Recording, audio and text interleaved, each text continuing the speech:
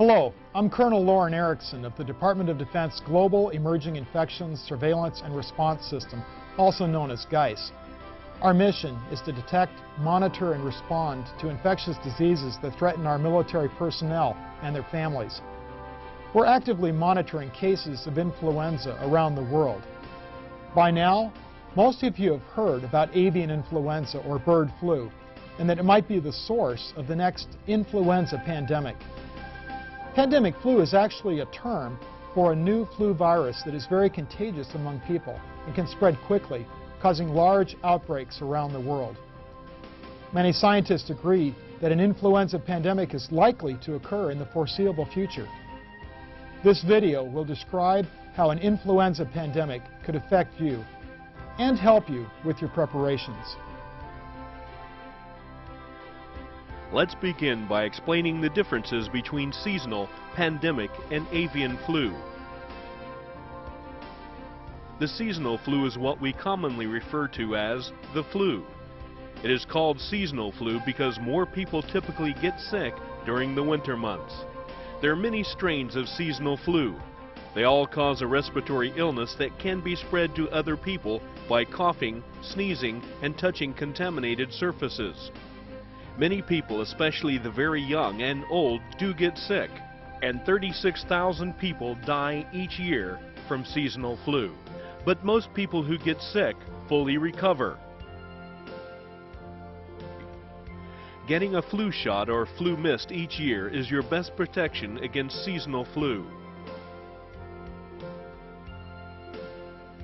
A pandemic flu is a much more devastating event than an outbreak of the seasonal flu.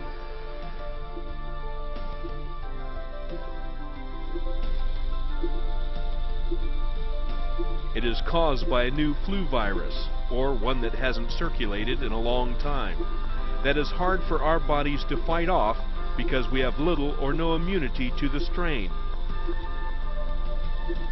This type of flu can spread easily from person to person.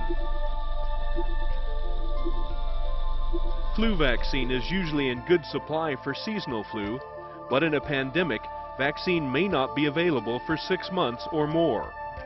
There were 3 pandemic flu outbreaks during the 20th century. By far the most devastating was the influenza outbreak in 1918. Within 6 months between 1918 and 1919, millions of people died. Nearly half of those who died were young, healthy adults. A pandemic flu can spread quickly from person to person and around the world, infecting a large portion of the population. Currently, there is no pandemic flu, but there are many experts who are concerned that avian flu could lead to the next pandemic. Avian or bird flu is an illness that occurs naturally in wild birds.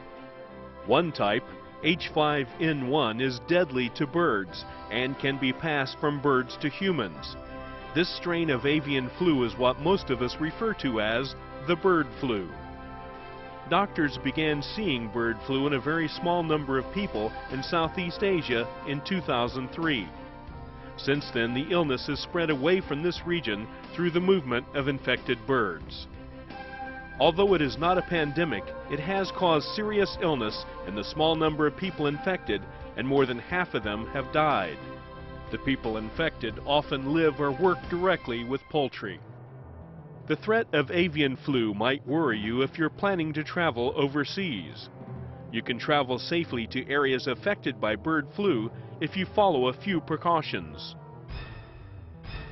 Avoid contact with birds, especially in live bird markets or local farms. Eat only fully cooked poultry, egg, or duck dishes. And clean your hands frequently. If you become sick while traveling, contact the local U.S. Embassy. They can assist you in locating medical services and informing your family and friends. You can also contact the local State Department officers online at the State Department website shown here.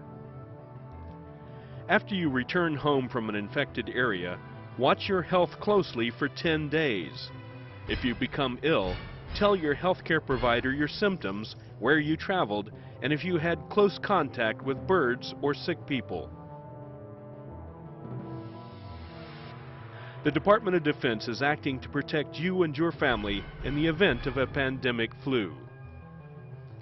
Our medical departments have been stockpiling medical items that will be needed, for instance medications and personal protective equipment. Early detection of a pandemic flu is important because the sooner our public health experts realize there is a problem, the sooner they can identify the proper vaccine and take action to control the spread of the illness. The Department of Defense Global Emerging Infections System, or GEIS, has some 80 sites around the world to detect and track outbreaks of influenza. The efforts that DoD is taking will be invaluable in the event of a pandemic flu, but you cannot rely on these preparations alone to protect yourself and your family. Planning and preparing for a pandemic illness is everyone's responsibility. During a severe pandemic flu, up to 1/2 of the community could be sick and unable to work. This could disrupt virtually every aspect of daily life for up to 12 weeks. You need to start thinking about what you will do if the services you depend on are not available. Imagine the effects on your family and community if hospitals are overflowing, if schools, banks, and post offices are closed, if services such as telephone, water, and power are disrupted. Stores may close or have limited supplies. You may not even be able to rely on public transportation. Consider that the ability to travel, even by car if there are fuel shortages, may be limited.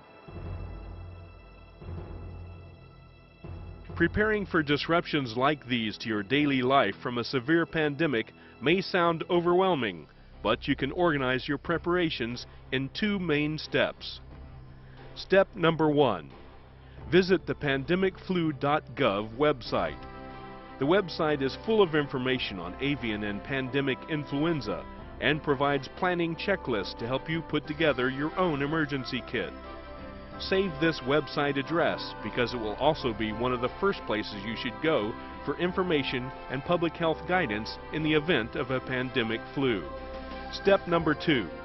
Put together your own emergency kit. This kit will include items your family will need in any disaster. You need at least 2 weeks of food, water, and medicines in your home in the event of an emergency. You should also have a flashlight, batteries, and radio. These items need to be stored together, and everyone in your home needs to know where to find them. It is also important that your kit include personal and medical information. The checklist from pandemicflu.gov is a good starting point for medical information your family might need in an emergency. Be sure to include who to call within your chain of command in the event of any type of disaster. The American Red Cross website, www.redcross.org, also has information on general disaster preparedness.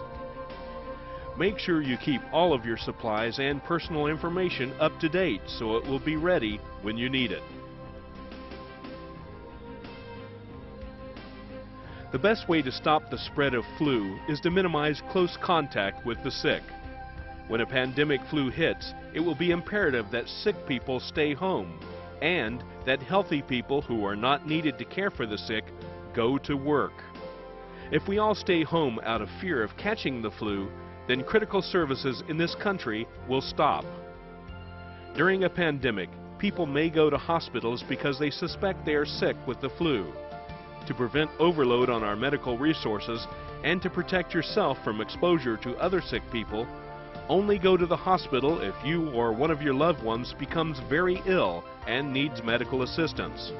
Good personal hygiene is key to preventing the spread of flu germs. Always cough or sneeze into your sleeve or a tissue and throw the tissue in the wastebasket. Clean your hands often, and especially after coughing, sneezing, or using the bathroom, and before eating. Use soap and water or an alcohol-based cleaner. You may be asked to wear a mask to protect others. If the situation becomes serious, local authorities may use social distancing to prevent the spread of influenza. Schools, shopping malls, movie theaters, and other places where large groups of people gather may be closed. Two other actions that public health authorities may take during a pandemic are isolation and quarantine. Basically, isolation is the separation of sick people from healthy people, and quarantine is the separation of healthy people who have been exposed to the flu from those who have not. Take time to learn more about influenza. There are many products and websites available. Last but not least, stay up to date with the latest recommendations from public health experts. They will rely on the media, television, radio, newspaper, and the internet to deliver information that we will all need to follow to help contain the spread of the illness. The Department of Defense will be using the DoD Watchboard website to update military personnel on pandemic influenza. You've now learned about pandemic flu and how to prepare for it. By following the advice given in this video, you'll be ready to help control the spread of the illness and care for yourself and your family when the next influenza pandemic strikes. Visit the DoD Pandemic Influenza Watchboard now to learn more about influenza and to start working on your personal emergency kit. Remember, it's everyone's responsibility to plan and prepare for an influenza pandemic.